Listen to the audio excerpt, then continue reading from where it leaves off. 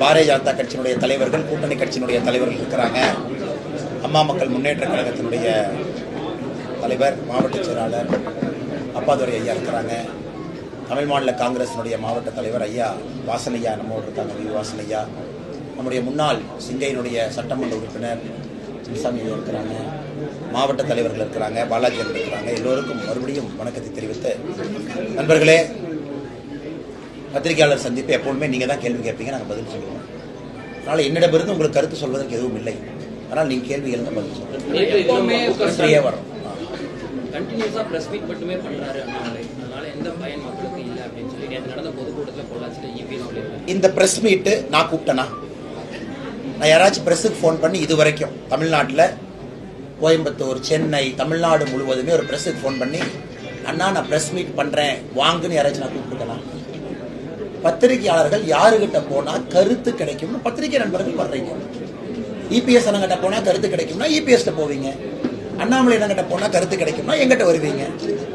கருத்து சொல்ல முடியாதவர்கள் இந்த நரி பார்த்தீங்கன்னாங்கன்னா ஒரு மேலே ஒரு கிரேப்ஸ் பழம் இருக்குமா, அதை தாண்டி தாண்டி அந்த பழத்தை எடுக்க ட்ரை பண்ணுமா. அந்த பழம் கிடைக்காத பிறகு நரி சொல்லுமா இந்த பழம் புளிக்கிறதுன்னு. அதனால் அண்ணன் இபிஎஸ் அவர்கள் இன்னைக்கு அந்த பழம் புளிக்கிறதுங்கிறார். இதுவரைக்கும் இந்த 3 ஆண்டுகளில் எங்கள் பத்திரிகை நண்பர்களை வச்சுக்கிட்டே நான் சொல்கிறேன், யாருக்கும் ஒரு தொலைபேசி மூலமாக அழைத்து ஒரு பத்திரிகையாளர் சந்திப்பு நடத்துகிற வாங்க நான் கூப்பிட்டது கிடையாது. தனிப்பட்ட முறையில் இன்டர்வியூ கேட்டால் முடிஞ்ச வரைக்கும் டிலே பண்ணுற ஆள் நான் தான். ஆனால் இன்னைக்கு வேண்டானே, ஒரு வாரம் கழிச்சு வாங்க, நேரம் இல்லைன்னு சொல்கிற ஆள் நான். அதனால் இவங்களாம் புரிஞ்சுக்கணும், காலம் மாறிடுச்சு. அப்படியே அந்த பழைய பஞ்சாங்கத்தையே வந்து அழைச்சி இவங்க வாங்க அவங்க வாழ்கன்னு சொன்னால் ப்ரெஸ் மீட்டில் யாருன்னு கேட்பாங்க. இன்னைக்கு அவ்வளவு பிரச்சனைகள் இருக்குது, மக்கள் கருத்துக்களை கேட்குறாங்க, பிரச்சனைகளுக்கான தீர்வை கேட்குறாங்க. அதனால் இன்னைக்கு அண்ணன் இபிஎஸ் அவருடைய பேச்சு என்பது அந்த திராட்சை பழம் புளிக்கிறது என்று சொல்வதை போல இருக்கு.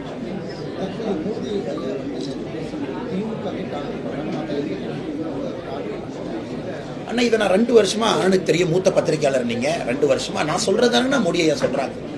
ஆட்சியில திமுக இருக்கு, மேல ஆட்சியில நாங்க இருக்கோம். இன்னைக்கு மக்கள் மன்றத்துல மக்கள் எப்படி ஓட்டு போடுறாங்க? 10 ஆண்டு காலம் மோடி ஐயா ஆட்சியை பார்த்தாச்சு, 5 ஆண்டு காலம் கொடுக்கலாம். தமிழ்நாட்டில் 33 காலமாக ஆட்சியில் இருக்க திமுக இன்னும் 27 மாசம் இருக்க போகுது, 2026 வரைக்கும். அப்படி இருக்கும் பொழுது 2 கட்சிகளுக்கு தானே போட்டி. தமிழ்நாட்டில் எத்தனையோ கட்சிகள் இருக்கு. இப்போ நீங்க கேட்குறீங்க மோடி ஐயா ஏன் அதிமுக பேரை சொல்ல? அப்போ சீமானனை கோச்சுக்குவாரு. சீமானனை கேட்பாரு, அப்பா ஏன் என்டிகே பேரை மோடி ஐயா சொல்ல? திருமாவளவன் சொல்லுவார், எங்க பேரை ஏன் மோடி ஐயா சொல்லி? ஸோ மோடி அவர்களை பொறுத்தவரை களத்தில் யார் போட்டியாளர்களாக இருக்கின்றார்களோ அவர்கள் மீது இருக்கக்கூடிய தவிர மக்கள் மன்றத்தில் வச்சுட்டு போயிருக்கிறாங்க ஐயா. ஈவன் ரோட் ஷோவையும் நேற்று ஒரு விமர்சனம் பண்ணிருக்காங்க. டெல்லியில தலைவர் என்ன பண்ணிருக்காங்க? சரி, இபிஎஸ் ரோட் ஷோ போக சொல்லுங்கண்ணா, எவ்வளவு பேர் வர்றாங்கன்னு பார்ப்போம். இன்னைக்கு தமிழ்நாட்டில் இருக்கக்கூடிய தலைவர்களுக்கு என்னன்னா, அவர்கள் வீதியில வந்தா யாரும் பார்ப்பதற்கு மக்கள் தயாராக இல்லை.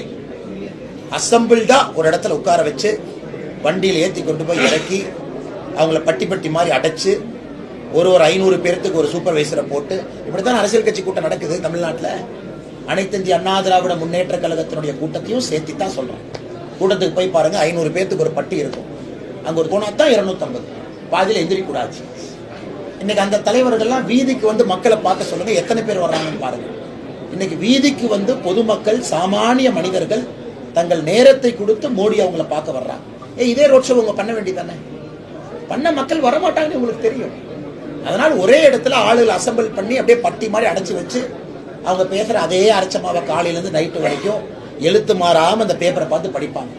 அதை காலையிலிருந்து நைட்டு வரைக்கும் மக்கள் கேட்கணும். எங்களுக்கு அப்படி இல்லைன்னா, ஒரு பிரதம மந்திரி ரோட்டில் வர்றாங்க, பிரதம மந்திரி மக்களுக்கு 6 அடி தூரத்தில் இருக்காங்க, ஒரு பிரதம மந்திரி மக்கள்கிட்ட கை கொடுக்குறாங்க, ஒரு பிரதம மந்திரி மக்களை பார்க்குறாங்க, மக்கள் பிரதம மந்திரியை பார்க்க வர்றாங்க. இதுதானே ஜனநாயகம். ஒரு மேடையில் ஒரு தலைவர் நின்றுட்டு 6 அடிக்கு ஒரு ஸ்டேஜை போட்டுட்டு அதன் பிறகு கட்சிக்காரங்கெல்லாம் பட்டி மாதிரி அடைச்சு உட்கார வச்சுட்டு அது ஜனநாயகமா? அதனால் இவர்கள் பேசுவதெல்லாம் அவங்களுக்கு கூட்டம் வரல, கூட்டத்தை கஷ்டப்பட்டு பிடிச்சி அடைச்சு வைக்கிறாங்க. அதனால் தமிழகத்தை பொறுத்தவரை அது ரோட் ஷோ என்கின்ற வார்த்தை அது கிடையாது. மக்கள் தரிசன யாத்திரை. மக்களை தரிசிப்பதற்காக எங்களுடைய தலைவர்கள் வீதியில வந்து மக்களை சந்தித்து விட்டு செல்கின்றார்கள். இது எப்படி தவறாகுங்க? பாஜக இருப்பவர்கள் எல்லாம் சமூக விரோதிகள், பாஜக யாருமே இருக்க மாட்டாங்கன்னு சொல்லி டிஆர்பி ராஜாவோட அப்பாவே ஒரு சமூக விரோதி, சாராய் விற்கிறவர். சாராய் விற்கிறவங்க சமூக விரோதி தானே? ஒரு சமூக விரோதியினுடைய பையனாக இருந்து கொண்டு டிஆர்பி ராஜா பேசுறாரு. இதான் வந்து நகைச்சுவையினுடைய உச்சபட்சம். ஆனா சமூக விரோதினா தயவு செஞ்சு நீங்க எஃப்ஐஆர் இருக்கிறவங்களை மட்டும் சமூக விரோதி நினைச்சுக்காதீங்க. சில பேர் பாத்தீங்கன்னா வெள்ளையும் சொல்லியமா போத்துட்டு சாராய வித்துட்டு இருக்காங்க, அவங்களும் சமூக விரோதி தானே. எத்தனை பேர்த்த குடிக்க வச்சு எத்தனை பெண்களுடைய தாலியை அறுத்து கொண்டிருக்கின்றார்கள். அதனால ஒரு சமூக விரோதியினுடைய பையனா இன்னைக்கு டிஆர்பி ராஜா சமூக விரோதிகளை பத்தி பேசுறது பெரிய காமெடியா இருக்கு.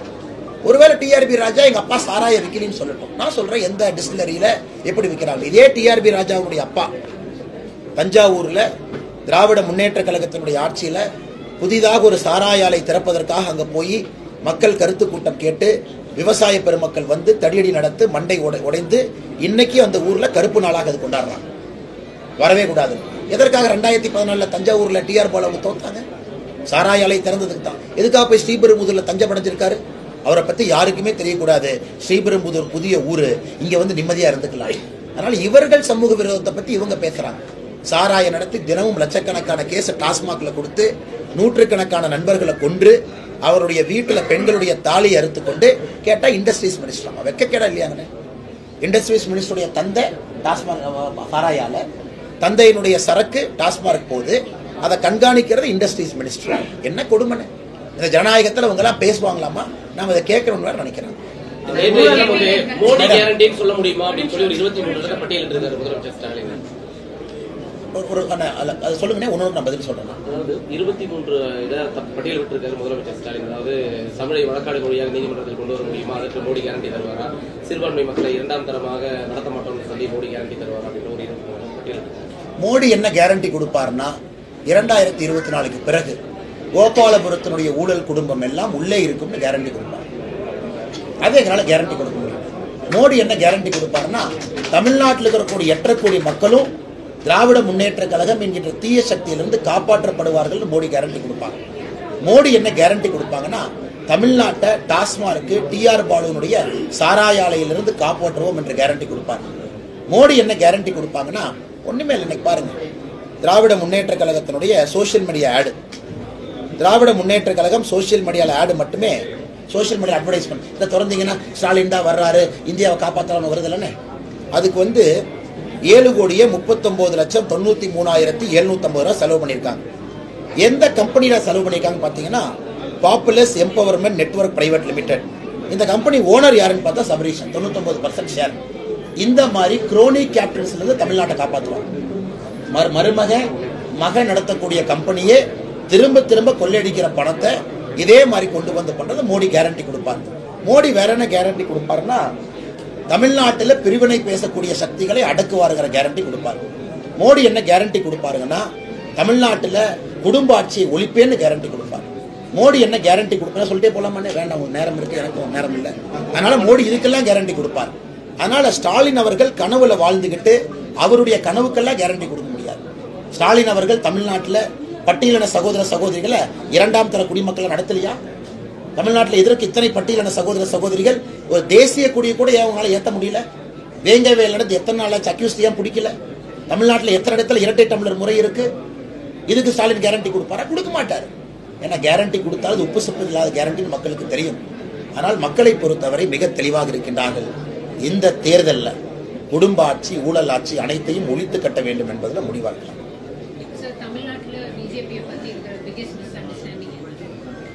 Madam, I don't say misunderstanding. I would say, madam, it's a carefully constructed narrative.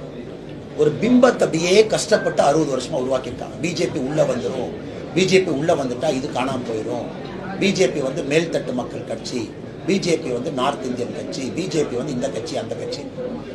இது வந்து ஒரு கன்ஸ்ட்ரக்டட் பிம்பம். உதாரணத்துக்கு பார்த்தீங்கன்னா உதயநிதி ஸ்டாலின் என்ன படம் மாமன்னனா, இந்த பொள்ளாச்சி மாமன்னன். இந்த மாமன்னன் ஒரு படம் எடுப்பார்.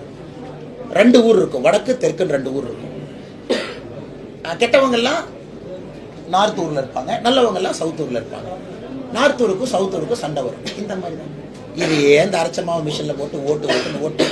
அப்புறம் கெட்டவங்க பார்த்தீங்கன்னா ஜீன்னு பேசுவாங்க. ஓ ஜியா, அப்ப ஜி பேசினா கெட்டவங்க. அதாவது ஜீன்னு ஒரு வார்த்தை. அந்த மாமன்னன் படத்தை போய் பாருங்க, ஜி நான் பார்க்கலன்னு அதோட ஒரு வார்த்தை. அப்பனா அது ஒரு பிம்பத்தை அப்படியே உருவாக்கி ஒரு டைரக்டரை வச்சுக்கிட்டு அப்புறம் வெள்ளத்துக்கு போகும்போது அந்த டைரக்டரை கூட்டு போய் ஷூட்டிங் நடக்குது. This is the problem, madam. It's a carefully constructed narrative இது சுக்குநூறாக உடைந்து கொண்டிருக்கிறது. 2024 தேர்தலுக்கு பிறகு இந்த நரேட்டிவ் தமிழகத்தில் இருக்காங்க. சினிமா மூலமா இந்த மாதிரி சமூக நீதி காக்கப்படக்கூடிய முன்னெடுப்புகள் எடுக்கப்படுங்கிற ஒரு பரவலான கருத்து கலைத்துறையில் இருக்குது. ஏன்னா சினிமாவில் போய் நீங்க அப்படியே ஒரு போட்டோ எடுத்துட்டு அப்படியே ஒரு படம் எடுத்துட்டா அப்படியே ஒரு நடிகர் வந்து அப்படியே நடிப்பாரு. அதுக்கப்புறம் அந்த நடிகர் பாம்பேல போய் உட்காந்துக்குவாரு. கேட்டா அவங்க குழந்தைங்களே பாம்பேல படிப்பாங்க. அந்த நடிகர் சொல்லுவாரு, ஓ நான் சமூக நீதிக்காக படம் எடுத்துட்டேன், தமிழ்நாட்டில் இப்படி இருக்கு.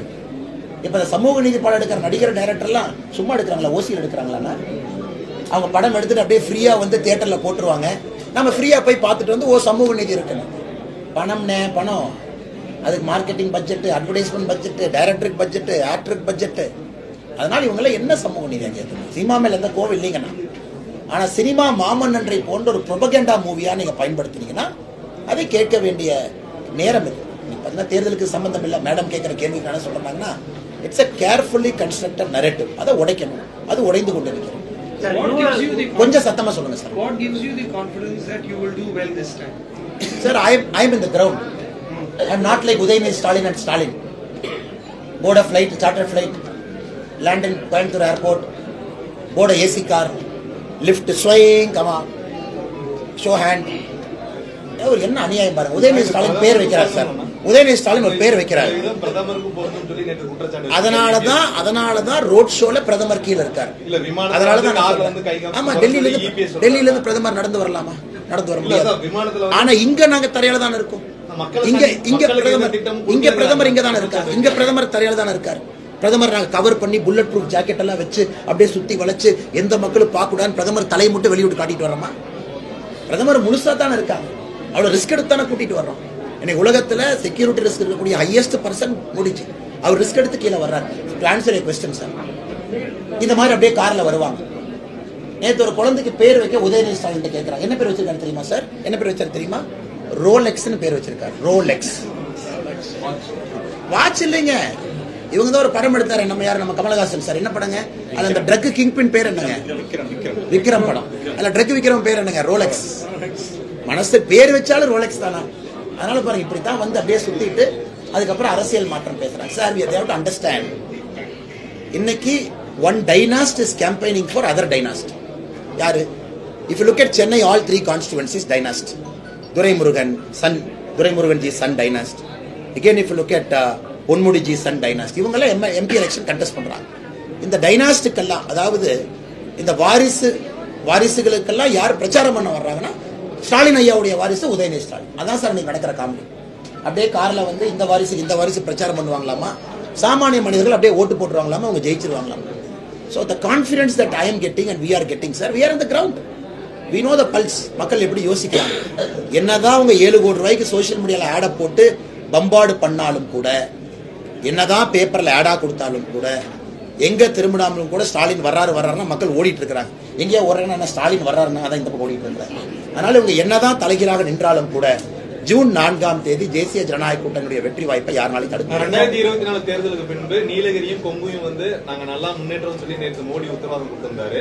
ஆனா பாத்தீங்கன்னா இந்த கொங்கு மண்டலத்துல அதிகமா வந்து அதிமுக தான் வந்து கடந்த தேர்தலையும் சரி இப்போ வந்து அவங்க அதிக சீட்டுகளை பெற்றிருக்காங்க. ஆனா வந்து அந்த கூட்டத்துல வந்து அதிமுக பத்தி எந்த குற்றச்சாட்டும் வைக்கல, எந்த ஊழல் குற்றச்சாட்டும் வைக்கல. இதே ஒரு முரண் இருக்கலாம். அப்புறம் எப்படி நீங்க வந்து நான் வைக்கிறேன்ல, எதுக்கு மோடிஜி பேசுறேன்? நான் வைக்கிறேன்ல. நேற்று நீங்களும் அந்த நேத்து நான் சிஎம் பதில் சொன்னேன். பதில் சொன்னேன். அதான் எங்க மோடிஜி வந்து சிஎம் சொன்னதுக்கு எங்க மோடிஜி பேசணுமா? பதில் நான் சொன்னேன். நான் பேசுறேன்ல. நேற்று புதிய தலைமுறை இருக்கிறாங்க தெரியல, அவங்க கூட பேசினேன். அண்ணே, நீங்க ஒரு விஷயம் புரிஞ்சுக்கணும். 2024 ஜூன் 4ஆம் தேதி கொங்கு மண்டலம் யாருடையதுன்னு பாத்திரலாம். கொங்கு மண்டலம் யாருடையதுன்னு பாத்திரலாம். ஒரு குறிப்பிட்ட பிரசன்னுக்கு நான் கேட்கிறேன், நீங்க லைஃப்ல ஒரு ஊழல் குற்றச்சாட்டை பத்தி பிரேக் பண்ணிருக்கீங்களா? ஸ்டோரியா இதுவரைக்கும் ஒரு துரும்ப வச்சிருக்கீங்களா? கார்பரேஷன் நடந்த ஒரு ஊழல ஒரு பிரஸ் ஜேர்னலிஸ்ட் நீங்க இண்டிவிஜுவலா பண்ணிருக்கீங்களா? அது எவ்வளவு கஷ்டம் நான் சொல்றேன்.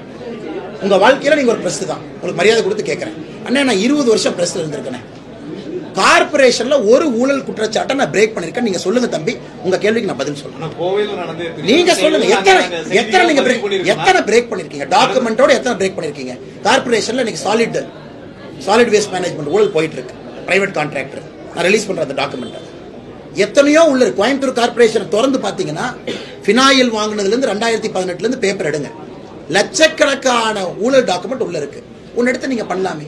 இன்னைக்கு பிரஸுக்கு என்னன்னா கேள்வி ஈஸியா போச்சோ, அண்ணாமலையான ஊழல் டாக்குமெண்ட் ரிலீஸ் பண்ணுவாரு, நம்ம பிரைம் டைம்ல டிஸ்கஷன் பண்ணலாம்.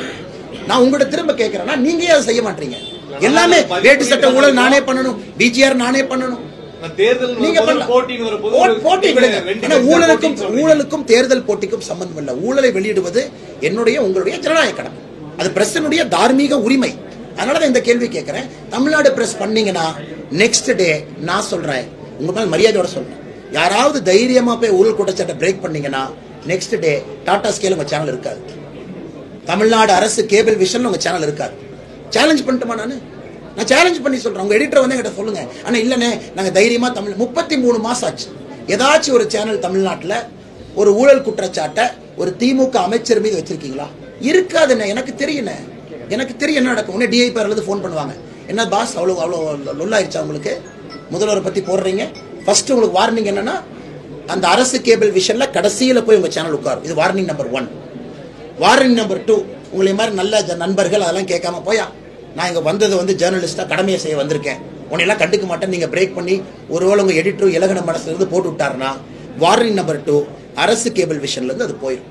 நான் பிரஸ் பேர் சொல்லி, இங்க இருக்கக்கூடிய 3 பிரஸ் பேரை சொல்லி உங்க சேனல் ஆர்டர் எப்படி மாத்திருக்காங்க நான் சொல்லட்டுமா? பெரிய பிரஸ் இங்க 3 இருக்கீங்க, உங்க சேனலுடைய சீக்வென்சியல் ஆர்டர், அதாவது அரசு கேபிள் விஷன் போட்ட உடனே நியூஸ் சேனல்ல நீங்க முதல்ல வரக்கூடாது, உங்களை கடைசியில வச்சாங்க, வார்னிங் கொடுத்தாங்க. எதுக்கு? எனக்கு பேச தெரியுமல்ல, அது உங்க பிரஸ்னுடைய மரியாதைக்காக அதை பேசாம இருக்கேன். ஏன்னா மக்கள் மனசு விட்டுருவாங்க. இன்னைக்கு நான் டேட்டாவோட எந்த பிரஸ் எப்ப போட்டீங்க, அந்த 3 பிரஸ் எதுக்காக அரசு கேபிள் விஷன்ல டிஐபிஆர் தூக்கி லாஸ்ட் போட்டாங்கன்னா மக்கள் பிரஸ் மதிக்க மாட்டாங்க. அது ஒரு காரணத்துக்காக நான் பேசாம இருக்கேன். 33 மாசமா இதுதானே பிரஸ் மேல இருக்கக்கூடிய அடக்குமுறை. நான் கேட்கிறேன், இஸ் பிரஸ் ஃப்ரீ இன் தமிழ்நாடு? தமிழ்நாட்டில் ஊடகம் என்பது சுதந்திரமா இருக்கா? சத்தியமா இல்லை. எங்க சுதந்திரமா இருக்கு? ஏதாவது சுதந்திரமா நீங்க பேச முடியுமா? எத்தனை ஓனரை கூப்பிட்டு மிரட்டுறாங்க, எத்தனை பேர்த்த மிரட்டுறாங்க, உங்க ஓனருடைய பிசினஸ்ல எத்தனை இடத்துல கை வைக்கிறாங்க. ஏதாச்சும் ஒரு பிரஸ் நிம்மதியாக தமிழ்நாட்டில் நீங்க போட முடியுமா? முதலமைச்சர் அப்படியே லைவ் வரும்போது அப்படியே லைவ் ஃபீட் காட்டணும். மோடிஜி வந்தாருன்னா 7 மினிட்ஸ் மேல ஏன் காட்டுறேன், ரிப்போர்ட் கொடுக்கணும். எத்தனை குடி அநியாயம். ஆனா உங்க மேல நான் குற்றச்சாட்டு சொல்லணும். அந்த சூழல்ல நான் அந்த வேலையை செஞ்சுட்டு இருக்கேன்னு சொல்றதுக்காகத்தான் நான் சொல்றேன். நான் உங்க மேல எந்த குற்றச்சாட்டு சொல்ல, உங்களால செய்ய முடியாது எனக்கு தெரியும். உங்களோட டாக்குமெண்ட் இருந்தாலும் நீங்க பண்ண முடியாது, வச்சு செஞ்சிருவாங்க. இவனுக்கு ரொம்ப மோசமான ஆளுக்கு திமுக வச்சு செஞ்சிருவாங்க. தண்ணி லாரி, ஆள் இல்லாத லாரி, இதெல்லாம் 1970-80 பார்த்ததுதான். நீங்களா 2 வீலர்ல போற ஆளுங்க, ஹெல்மெட்டை போட்டு 2 வீலர்ல பாவமா போவீங்க. அப்படியெல்லாம் நீங்க எதுக்க முடியாது. தமிழ்நாட்டில் அதுல நான் போராடிட்டு இருக்கேன்னு கொஞ்சம் சந்தோஷப்படுங்க. அதுல போராடிட்டு இருக்காரு அந்த அண்ணாமலை. ஏன்னா பிரஸ் இந்த வேலையை செய்ய முடியாது. நீங்க செஞ்சீங்கன்னா நான் என்ன செய்யறேன்? டாக்குமெண்ட் அண்ணே ஒரு முறை ஊழல் குற்றச்சாட்டு ரிலீஸ் பண்றதுக்கு எனக்கு இல்ல. நான் டாக்குமெண்ட் ஃபர்ஸ்ட் உங்ககிட்ட தான் கொடுப்பேன்.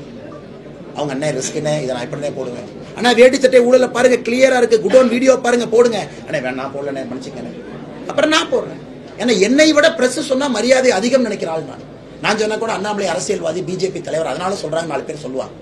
அதனால ஒரு முறையும் எனக்கு வந்ததை நான் ஃபர்ஸ்ட் பிரஸுக்கு தான் கொடுப்பேன். கொஞ்சம் டெலிகாஸ்ட் பண்ணுங்க, டாக்குமெண்ட் இருக்குண்ணே போடுங்கண்ணே. அண்ணே இன்னைக்கு உண்மையாலுமே இந்தியாவில் ஹைதராபாத்ல இப்ப 4 போலீஸ் ஆஃபீஸர் ஜெயிலுக்கு போயிட்டு இருக்காங்க. எதுக்குண்ணே? கேசிஆர் அவங்க இருந்தபோது left right centre phone tapping. இப்ப தமிழ்நாட்டில் இது பண்றாங்க. எல்லாம் போவாங்க. 2024 அப்புறம் நீங்க பாருங்க எத்தனை ஆபீசர், எத்தனை இன்டெலிஜென்ஸ் ஆபீசர் ஜெயிலுக்கு போறாங்க மட்டும் பாருங்க. பிரஸ் போனை டேப் பண்றாங்க. Extensive surveillance, extensive. அண்ணாமலை இருக்கானா, அண்ணாமலை ஃபேமிலி மெம்பர், அண்ணாமலை அக்கா, அண்ணாமலை மனைவி, சொந்தக்காரங்க, ஃப்ரெண்ட்ஸ். ஹைதராபாத்ல வந்து எவ்வளவு பண்ணாங்க டாப்பிங்? 2,50,000 செல்போன் டேப் பண்ணாங்க. ஆட்சி முடிஞ்சதுக்கு அப்புறம் என்னாச்சு? ஐஜி அமெரிக்கால ஒளிஞ்சிருக்காரு. ஐஜி ஐபிஎஸ் ஆபீசர் யார் இருந்தாரோ சிட்டிங் இன் யூஎஸ். கீழே இருந்த எல்லாத்தையும் அரெஸ்ட் பண்ணியாச்சு. தமிழ்நாடு வரத்தான் போகுது. எத்தனை நாளைக்கு ஆடுவாங்க? கோயம்புத்தூர் சர்வேலன்ஸ் யூனிட்டை போட்டு அப்படியே அந்த அண்ணாமலையை கண்காணிச்சு, அண்ணாமலை கூட போறவங்களை கண்காணிச்சு, அப்படியே அந்த ஐஜிக்கு தகவல் கொடுத்து, அவங்க அப்படியே டிஆர்பி ராஜாக்கு தகவல் கொடுத்து, ஜெயில இருந்து செந்தில் பாலாஜி கூப்பிட்டு மானிட்டர் பண்ணா அந்த எலெக்ஷன் ரிசல்ட்டை மாத்திடுவாங்களா அவங்க? அண்ணே ஒரு ஆபீசரும் பதில் சொல்லணும். தாக்கி யாரு போட்டிருக்கீங்க, யாரெல்லாம் இன்ட்ல வேலை செஞ்சுட்டு இருக்கீங்களோ, இது நிரந்தரமா இந்த ஆட்சி இருக்க போறது. we will come back with all records. ஹைதராபாத்ல 2,50,000 ரெக்கார்ட் இருக்கக்கூடிய ஹார்ட் டிஸ்கை எரிச்சாங்க. அப்படி இருந்து மாட்டலையா? அதனால இது பிரஸோட சேஃப்டிக்கு நான் சொல்றேன். உங்களையும் கண்காணிக்கிறாங்க, உங்களையும் வச்சு செய்யணும் வைக்கிறாங்க. ஏன்னா it's a draconian, bloody draconian government. இவங்களுக்கு எதிராக யாரு பேசினாலும் கூட ஒரு சைக்காலஜிக்கல் வார்ஃபேர் நடத்துறாங்க. பொய் நியூஸை கிரியேட் பண்ணு, அதை மக்கள் மனசுல ஃபீட் பண்ணு, ஒரு நெகட்டிவ் பெர்செப்ஷனை உருவாக்கு. இதுதான் அவங்க பண்றாங்க. நீ கேட்ட கேள்விக்கு நான் என்ன ஆழமா போயிட்டு இருக்கேன். அதனால இந்த ஊர்ல திமுகக்கு எதிராக அரசியல் செய்யறதெல்லாம் சாதாரண வேலையெல்லாம் செஞ்சுட்டு இருக்கேன், தைரியமா செஞ்சுட்டு இருக்கேன். நீ கைவேறா பார்க்கலான்னு செஞ்சுட்டு இருக்கேன். காரணம் இவனுக்கு அந்த மாதிரி மோசமான ஆளுங்க உலகத்தில் இருக்கக்கூடிய the most notorious rowdies and criminals தான் டிஎம்கேனுடைய கோரா இருக்காங்க. டிஎம்கேனுடைய கோருங்கிறது யாருங்க? who is the core of DMK? மோசமான தமிழகத்தினுடைய ஆட்கள் பேர்வழிகள் தான் அந்த கோரில் உட்கார்ந்துருக்காங்க. அவங்களாம் நீ எழுத்த முடியுமா? என்ன சொன்னாருன்னு அன்னைக்கு சேகர் பாபு, முதலமைச்சர் சொன்னாருன்னு சும்மா இருக்கேன், இல்லாட்டி அண்ணாமலை என்ன ரோட்ல நடக்க முடியாது, இதான் அவங்க வார்த்தை. இவர் என்ன சொன்னார்? லா மினிஸ்டர் ரகுபதி 2024 ஆட்சி மாறின உடனே திகார் ஜெலிக்கணி அனுப்புவாராம். இதான் அவங்க by nature, this is what they are. அதான் நேற்று பிரதமர் பதில் சொன்னார். நேற்று என்னை பற்றி நடந்த தாக்குதலுக்கு பிரதமர் பதில் சொன்னார், நான் பதில் சொன்னேன். அதனால எல்லாத்தையும் நாங்கள் பார்த்துட்டு தான் இருக்கோம். எங்கேயும் அவங்க ஓடிடலாம் முடியாது. 2024 பிறகு முதல்ல will come after the officers. 100% I will come after that. சும்மா ஒரு காக்கி சட்டையை போட்டுட்டு இன்ட்டு கையில் ஒரு டைரியை வச்சுக்கிட்டு அப்படியே ஒரு சைடில் நின்றுக்கிட்டு எந்த இண்டஸ்ட்ரியல்ஸ் வந்து அண்ணாமலைக்கு மாலை போட்டால் ஒன்று இண்டஸ்ட்ரியல்ஸ் நைட்டு ஃபோனு, அண்ணா கோயம்புத்தூரில் இருக்கீங்க பார்த்துக்குங்க, எனக்கு அண்ணாமலை வரும்போது எதுக்கு நீங்கள் வண்டி நிறுத்தி மாலை போட்டீங்க? ஏன்னா இன்டெலிஜென்ஸ்காரங்க பார்ப்பான், ஒரு சப் இன்ஸ்பெக்டர் அப்படியே பேப்பர் எழுதி கொடுப்பான், அது அப்படியே நைட்டு கூப்பிட்டு மிரட்டுவாங்க. இதான் நடக்குது கோயம்புத்தூரில். காலேஜ் போயிட்டு வந்தால் கரண்ட் கட் பண்ணுறாங்க. அது பேர் நான் சொல்ல விரும்பல. இதென்ன ஜனநாயகமா? இதென்ன வந்து ஒரு நேர்மையான ஆட்சி இங்கே நடக்குதா? அதனால எங்கேயா ஓடிடுவீங்க நீங்களா? நான் 40 வருஷம் அரசியல் இங்கே தான் இருப்பேன். இந்த இன்டெலிஜென்ஸ் ஆஃபீஸர்ஸ்லாம் 60 வயசு ரிட்டைர்மெண்ட் தானே, ஸ்பெஷல் ஆக்ட் போட்டாங்க 70-80 வயசு வரைக்கும் இழுக்க போறாங்களா? அதனால நீங்க என்ன வேணாலும் ஆடுங்க, உங்க பின்னாடி நாங்க வர்றது. சார், ஊழல் யூனிவர்சிட்டியில வேந்தரா தகுதி படைத்தவர் வந்தா மோடி அப்படின்னு சொல்லி ஸ்டாலின் சொல்லியிருக்காரு. அண்ணா, ஊழல் யூனிவர்சிட்டியில வேந்தராக நம்ம மோடி ஐயா இருக்கணும்னா அந்த யூனிவர்சிட்டிக்கு பேரே ஸ்டாலின் வைக்கணும். ஸ்டாலின் ஊழல் யூனிவர்சிட்டிக்கு வேந்தரா நாங்க இருக்கோம். அந்த யூனிவர்சிட்டியினுடைய பேரே ஸ்டாலின் ஐயா பேர்ல வச்சிடலாம். ஏன்னா வேந்தர் என்ன பண்ணுவாரு? யூனிவர்சிட்டியில் நடக்கிற தவறுகளை கரெக்ட் பண்றதுக்கு வேந்தர் வருவார். அதனால ஸ்டாலின் ஊழல் பல்கலைக்கழகத்திற்கு அங்க இருக்கக்கூடிய தவறுகளை திருத்துவதற்கு வேந்தராக மோடி ஐயா வருவாரு. அதனால ஸ்டாலின் ஐயாவே அப்பப்ப உண்மையை பேசுறாரு. இந்த சந்திராஷ்டம் இருக்கும் நினைக்கிறேன், அப்பப்ப வாய் திறந்து உண்மையை பேசுறாரு. ஸ்டாலின் அவர்கள் பேசி ஒரு உண்மையாக எடுத்துக்கொள்கின்றோம்.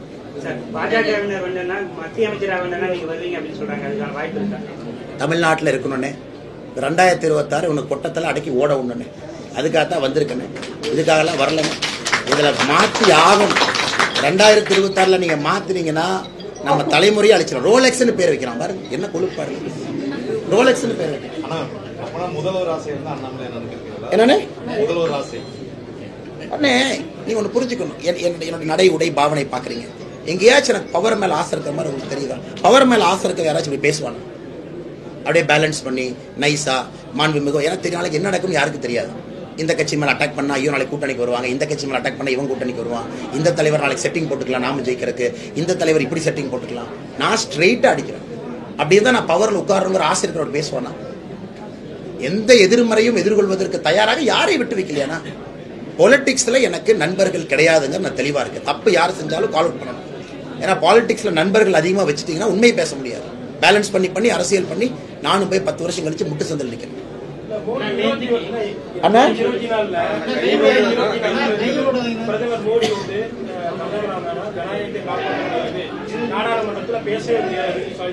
அப்படி யார் சொன்னாருன்னு?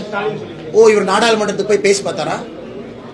ஸ்டாலின் ஒரு நாடாளுமன்றத்துக்கு போனாராமா, அவர் எந்திரிக்கு பேசுறதுக்கு எதிர்த்து நின்னாருங்களாமா, உடனே மோடி ஐயா பேசக்கூடாதுன்றாராமா, உடனே வெளியே வந்துட்டாராமா, உடனே இங்க வந்து ஸ்டாலின் என்ன நாடாளுமன்றத்துக்குள்ள எட்டி பார்த்திருக்காரா ஸ்டாலின் ஐயா? ப்ரொசீடிங்ஸ் ஆஃப் ஹவுஸ் என்ன, ஸ்பீக்கர் என்ன, காலிங் அட்டென்ஷன் என்ன, ஒரு கட்சிக்கு பேசுறதுக்கு எப்படி டைம் கொடுக்குறாங்க, அந்த கட்சிக்கான டைம் அலோகேஷன் என்ன, இதெல்லாம் ஒரு தெரியுமா? சும்மா அப்படி அடிச்சுட வேண்டியது. நாடாளுமன்றத்தில் பேச முடியாது. இன்னைக்கு நாடாளுமன்றத்தில் எங்களை விட எதிர்கட்சிகள் தான் அதிகமாக போய் பேசுறாங்க. நாங்கள் உண்மை பேசுறது கம்முன்னு உட்காந்துருக்கோம். எல்லாம் எதிர்த்து பொய்யா பேசுறாங்க நாடாளுமன்றத்தில்.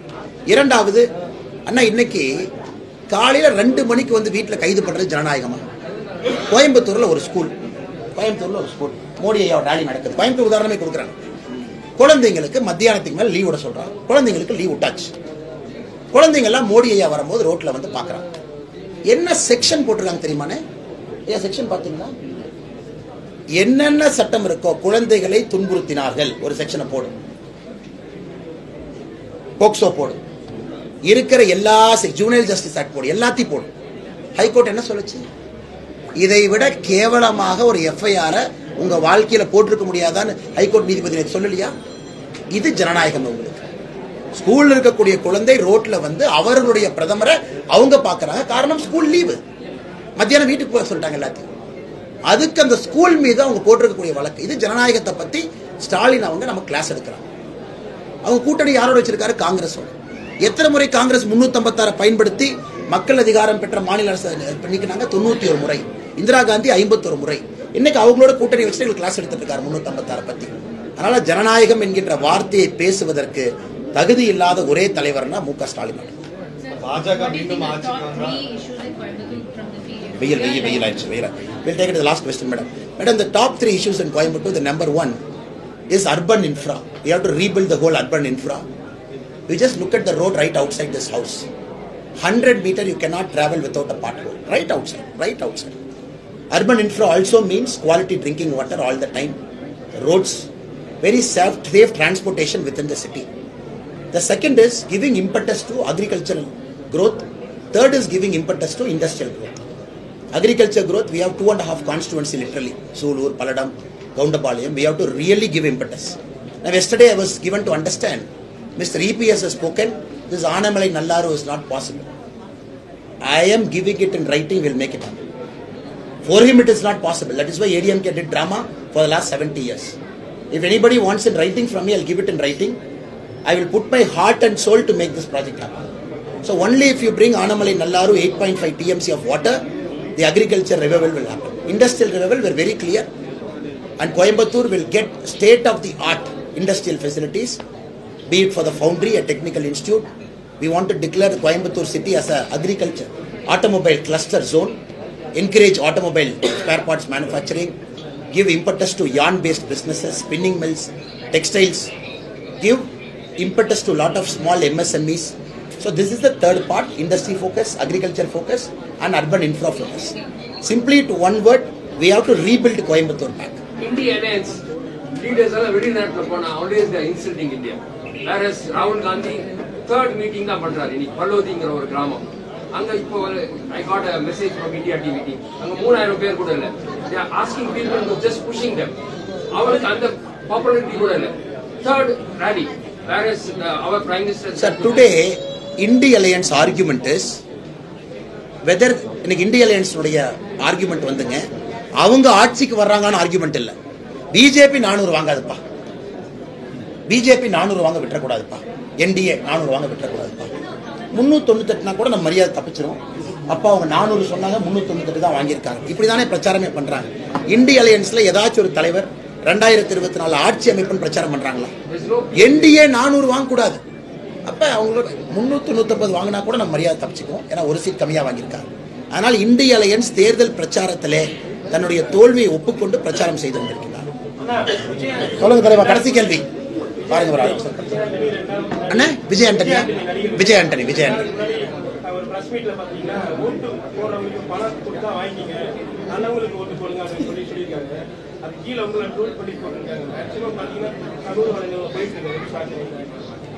அண்ணா நான் இந்த முறை பிரஸ் கிட்ட ஓப்பனா நான் ஒரு டிபேட்டாவே வச்சு நான் நிக்கிறேங்கன்னா, காரணம் தமிழகத்துல வெற்றி பெறணும், அது 1. எப்படி வெற்றி பெறணும் 2வது, 3வது பண அரசியலை கோயம்புத்தூர்ல இருந்து ஒழிக்க முடியும் என்பது என்னுடைய தீர்க்கமான வாதம். கோயம்புத்தூர் மக்கள் முழு தமிழ்நாட்டுக்கும் வழிகாட்டுவார்கள். ஜூன் 4ஆம் தேதி பண அரசியல் என்கின்ற பேய் கோயம்புத்தூர்ல இருந்து ஓட்டப்படும். கோயம்புத்தூர் மக்கள் எல்லாம் வேப்பில வச்சு நிக்கிறாங்க. இந்த பண அரசியல்ங்கிற பேயை கோயம்புத்தூர்ல இருந்து ஓட்ட போறாங்க ஜூன் 4ஆம் தேதி. இந்த 1000 ரூபாய் தூக்கிட்டு வரவேன், மூக்குத்தி தூக்கிட்டு வரவேன், கம்மல் தூக்கிட்டு வரவேன், நம்ம கரூர்காரங்க நம்மால் செந்தில் பாலை தூக்கிட்டு வர இத்து போன டப்பா பாக்ஸ் எல்லாம் வருவலாம் எல்லாம் குடோன்ல வாங்கி வச்சிருக்காங்க ஐயா. இது எல்லாத்தையும் கோயம்புத்தூர் மக்கள் பேயை ஓட்டுவது போல இந்த பண அரசியலை ஓட்டப் போகின்றார்கள். அதனால் யார் என்ன வேணாலும் சொல்லட்டுங்கன்னா, விஜய் ஆண்டனி அவர்கள் மீது பெரிய கௌரவம் இருக்கு எனக்கு. இது போன்ற முக்கியமானவர்கள் சமூக அக்கறையில பேசணும். அப்பதான் இளையவர்களுக்கு அந்த செய்தி போய் சேரும். கோயம்புத்தூர்ல நான் இதை செஞ்சு காட்டுறேன். நான் நிக்கிறேன், நீங்க என்னை கண்காணிங்க, நீங்க என்னை பாருங்க. நீங்க என்னை கண்காணிங்க, பிரஸ்ஸே புடிங்க. ஏன் சார்பா யாராச்சும் பணம் கொடுக்க போனாலும் தடுத்து நிறுத்துங்க, என் கவனத்துக்கு கொண்டு வாங்க. யாரும் கொடுக்க முடியாது. நீங்க வீட்டுல பிஜேபியா இருக்கீங்க, இல்லைன்னா நான் போய் பக்கத்து வீட்டுல கொடுக்கட்டுமா? கொடுக்காது. ஆனா இல்லைன்னா நான் இங்க போய் கொடுக்கட்டுமா? கொடுக்காது. இல்லைன்னா நான் எம்பாட்டுக்கு வாலண்டரியா பண்றான்னு இருக்கேன், கொடுக்காது. ஏன் சார்பாவும் கொடுக்காதீங்க, நானும் கொடுக்க மாட்டேன். ஜூன் 4ஆம் தேதி கோயம்புத்தூர் மக்கள் வேப்பலையோடு இருக்காங்க. இந்த பண அரசியல் பேயை இங்கிருந்து ஓட்டி விட முடியும். அடுத்து தமிழ்நாட்டிலும் துரத்திடும். 2026 நேர்மையான ஒரு அரசியல் நடக்கும். பாஜக ஆட்சிக்கு வந்தா இனிமேல் தேர்தலே இருக்கான்னு சொல்லி எதிர்க்கட்சிகள் ஒரு கருத்து வச்சிருக்காங்க. சரி, இப்ப பாஜக ஆட்சியில தான் இருக்கும். தேர்தல் நடக்குதா இல்லையா? 24 பிறகு. அப்ப 19 ஆட்சிக்கு வந்த தேர்தல் நடந்ததா இல்லையா? 14 ஆட்சிக்கு வந்த தேர்தல் நடந்ததா இல்லையா? 24 ஜெயிச்சதுக்கு அப்புறம் என்ன சொல்லுவாங்கன்னா 29 பிறகு தேர்தல் நடக்காது. 29 ஜெயிச்சா 33 பிறகு தேர்தல் நடக்காது. யாருன்னு சொன்னது? அந்த அறிவாளி நான் கேட்கிறேன். யாருன்னு? எதிர்க்கட்சிகள் ஓவராலா வைக்கிறாங்க. அண்ணே 2024ங்கறத வந்து ரொம்ப இன்சிஸ்ட் பண்ணி சொல்றாங்க. 2024க்கு அப்புறம் பிஜேபியோட ஆக்ஷன்ஸே எல்லாமே டோட்டலா மாறும் அப்படிங்கிற ஒரு விஷயம் இருக்கு. ஏங்கண்ணா பேரை மாத்திடுவாங்க, ஒரே நாடு ஒரே தேர்தல் ஆக்கிடுவாங்க. ஆனா ஒரே நாடு ஒரே தேர்தல் ஆக்கத்தான் போறோம். ஆனா ஒரே நாடு ஒரே தேர்தல் ஆக்கத்தான் போறோம். எந்த டவுட் யாருக்கு வேண்டாங்கண்ணா. ஒரே நாடு ஒரே தேர்தல் வரத்தான் போகிறது. ஏன்னா ராம்நாத் கோவிந்த் அவங்க ரிப்போர்ட் கொடுத்துட்டாங்க. அதனால யாருக்கும் சந்தேகம் வேண்டாம். ஏன்னா கலைஞர் கருணாநிதி அவரே விருப்பப்பட்டார். இந்த கலைஞர் ஐயா மேலே இருந்து மோடி ஐயா ஆசீர்வாதம் பண்ணுவார். 1970 கலைஞர் ஐயா விருப்பப்பட்டது ஒரே நாடு ஒரே தேர்தல் வேண்டும் என்று நாங்கள் செய்து காட்டுகின்றோம். என்ன தவறுங்கண்ணா? என்ன தவறுங்கண்ணா? நதிநீர் இணைக்கிறோம். என்ன தவறு? மக்களுடைய வாழ்வாதாரத்தை உயர்த்துறோம். அதனால இதே தான் 2014 என்ன சொன்னாங்க? மோடி வந்தாருன்னா இந்தியா கலவரக்காடா மாறும். 2019 என்ன சொன்னாங்க? மோடி வந்தாருன்னா இப்படி ஆயிரும். 2024 அவங்க சொல்ல சொல்ல நாங்கள் அதிகமாகி கொண்டு தானே இருக்கின்றோம். எங்களுடைய எம்பிக்கள் குறையிறாங்களான்னா கொஞ்சம் கடைசி கேள்வி.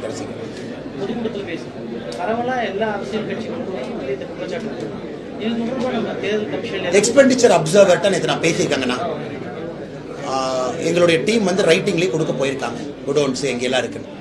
ஏன்னா 85 வயதிற்கு மேலே ஓட்டு போட்டவங்ககிட்ட அவங்க மூக்குத்தியை கொண்டு போய் கொடுத்து சில இடத்துல ஓட்டு கேட்டிருக்காங்க. 1000 ரூபாய் பணம் கொடுத்து.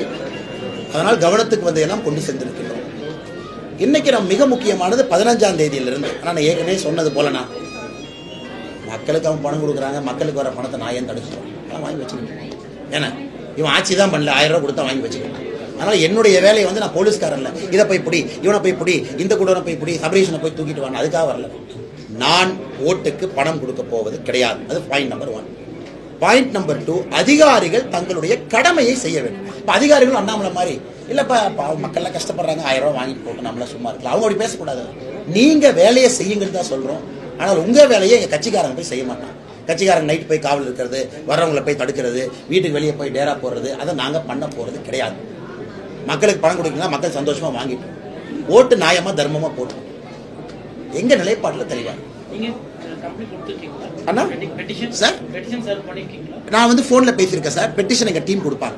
அதுக்கு ஒரு லீகல் டீம் இருக்கு.